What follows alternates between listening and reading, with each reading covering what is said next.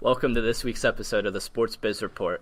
I'm Kevin Rossi, and I'll be your host for today and presenting on sports media.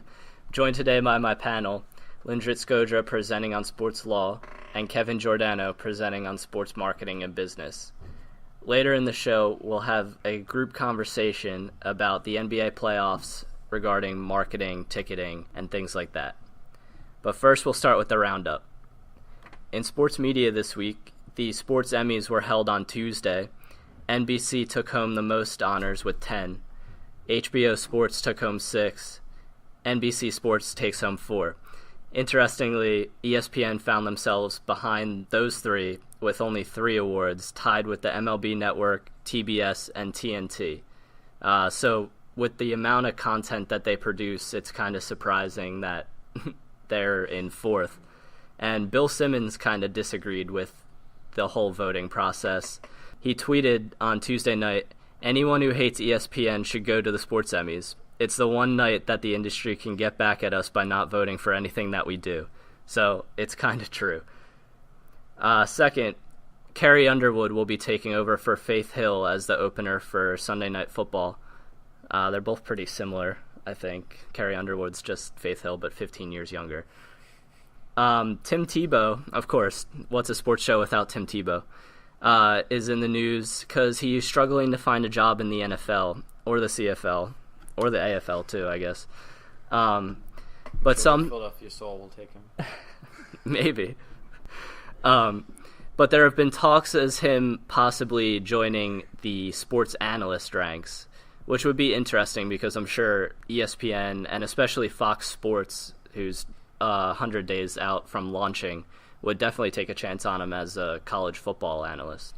I don't see why not. He's a big enough name. His other Florida alum quarterback, what's his name, Jesse Palmer? The Bachelor?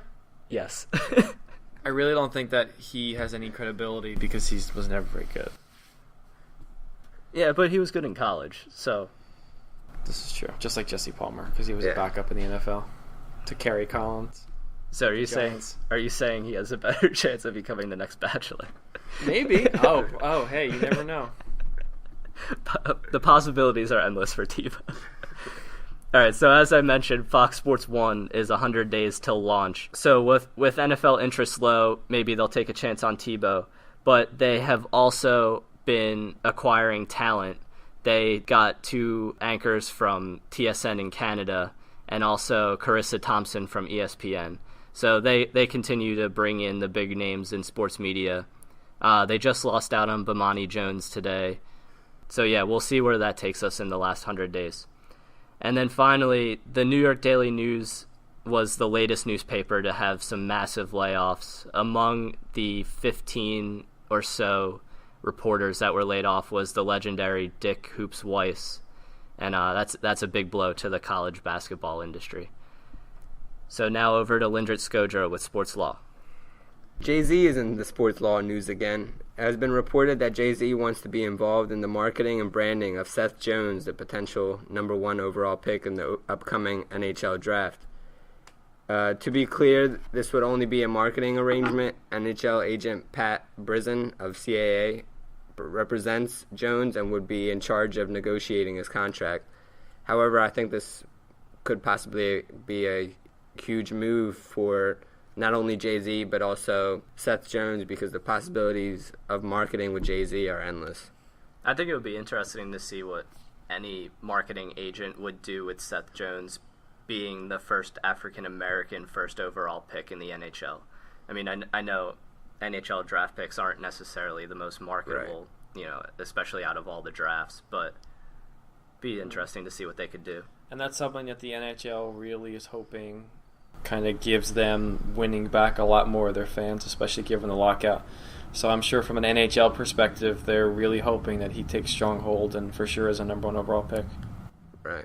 In other news, the NCAA men's basketball has adopted a couple of rule changes after they concluded their 3-day meetings yesterday.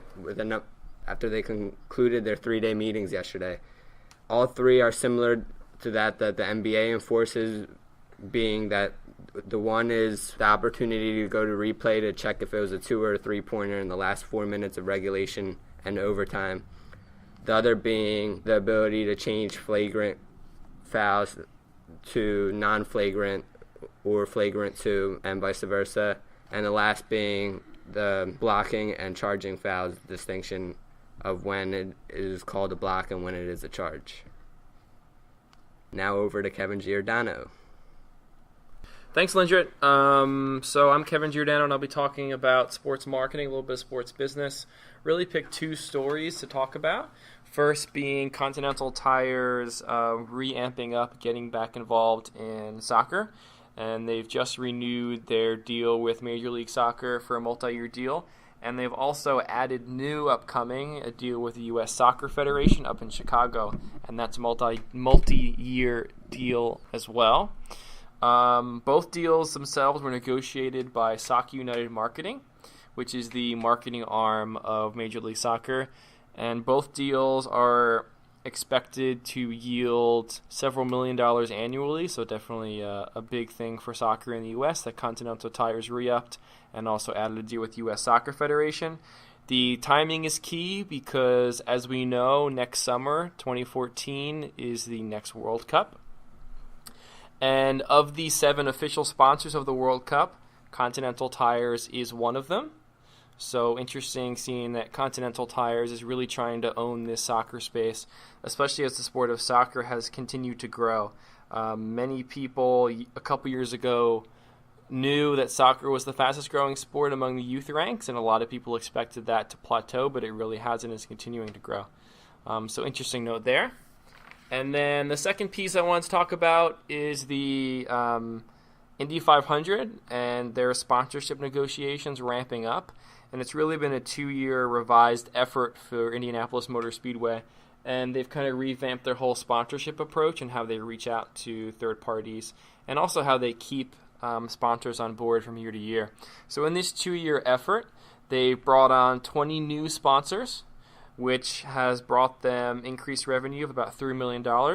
And they've also upsold 7 existing sponsors, meaning that they were obviously happy enough and wanted to increase their involvement and spend more money. So in total, they've increased sponsorship revenue by 9%. And this is the second consecutive year they've been able to do that, and that's their estimation. And obviously, they have a little bit of time left to go, so we'll see what happens there.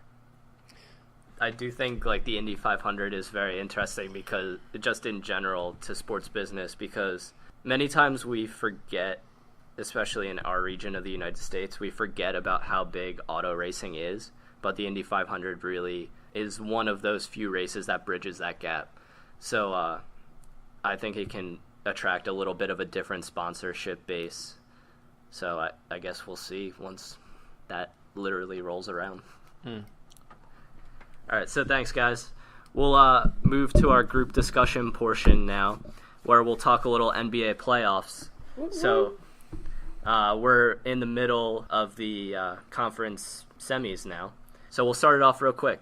A lot of guys have been doing big things so far. So which player do you think has helped his marketability going forward the most in these playoffs? I'm going to have to agree with Meta World Peace if you guys didn't see his recent tweet and say Steve Curry. You're agreeing with Meta World Peace? Yes. It's groundbreaking. Yeah. And how come? Steve Curry is he's been lighting it up. He's basically become the star of this year's playoffs.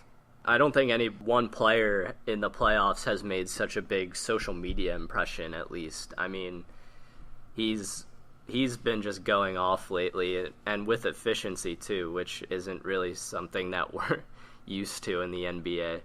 And not necessarily being a ball hog either on the court. He's averaging over 9 assists a game, so I mean, he's really an all-around player on the offensive end. I really think he is pushing his marketability forward. And another name to look at too is Nate Robinson. You know, he had his big years there, won a dunk contest. He won 4 dunk contests. Then he kind of faded away for a bit. Now he's really kind of found a home, and he's a very fun player to watch, I think. I don't know what kind of marketing value he has, but he'll be someone to watch, I think. I think another one could just be Mike Conley, because he's also another player who's after the departure of Rudy Gay, is kind of taking control of that team. And another thing with him, he's one of the point guards that you never really see complain a lot while he's playing the game. I agree. It's about time he starts living up to that 5-year, $45 million contract. If he won't, I will. I'll gladly take that. I would as well. So, have you guys been paying if you guys have been paying any attention at all to the broadcasts or any of the studio work, do any of the announcers stick out as particularly helping themselves or hurting themselves? I mean, Barkley just won another Sports Emmy. I believe that was his second in a row. Chris Webber has been really terrible. What do you guys have any thoughts on that? Yes, I agree. No, I agree. I forget which game I was watching, but they introduced him, and not being a super avid NBA fan, really only when the playoffs roll around, Chris Webber was being introduced, and I was like, Chris, he's not playing anymore. Why is he? And he's actually coming up on the 10 years ending of disassociation with Michigan, which has nothing to do with the NBA playoffs. Just ended 2 days ago. Yeah. So we'll see if they form a little bond again. On to some ticket prices. The values of ticket prices are really interesting because you have some very big market, big NBA teams like the Heat and Knicks. Their tickets on StubHub are starting around $150. And then you have small market teams like the Pacers, and their tickets are starting at like $30. So are you guys surprised by this difference, or? I mean, honestly, I think that's what I would expect. I mean, I personally like watching the Pacers, but I feel like that's more of me being a huge fan of basketball than just a normal fan, because I feel like a normal fan would like want to see a star player like LeBron, or just because the Pacers, I mean, they have Paul George, but outside of that, there's no real household names. I agree. And I mean, the Knicks in New York, their fans have been deprived for so long, and they finally have a chance. So that makes sense. And obviously the big three in Miami. So, real quick, one last question. Who you got? Yeah, I think Miami has the potential, but they're the easy pick. So, who do I got based upon who do I want? Definitely not the Heat, but who's likely, in my opinion, it's the Heat. So, we have a cop-out from Kevin Jordan. Oh, come on. Come on, we all know what's going to happen, especially with all the injuries that have happened in the postseason here. There's no way that they're not going to win. Assuming LeBron or Wade doesn't go down the next couple games. You know what? I'm going to go out on a limb here and say Golden State beats New York in the finals. Hey, no fourth quarter collapse for Golden State. It's a big limb. Seriously, feeling risky. I like it. Feeling a little different tonight. I was going to play it safe as well and go with the Heat. I'm feeling a little boring. Cop out number Wait, 2. the Lakers aren't still in it? Oh. No, all right. Oh, too soon. That concludes this week's episode of the Sports Biz Report. I'd like to thank Kevin Giordano for presenting on marketing and business, Lindrit Skodra for presenting on sports. In the meantime, check out the blog and follow us on Twitter at Drexel SMTSU.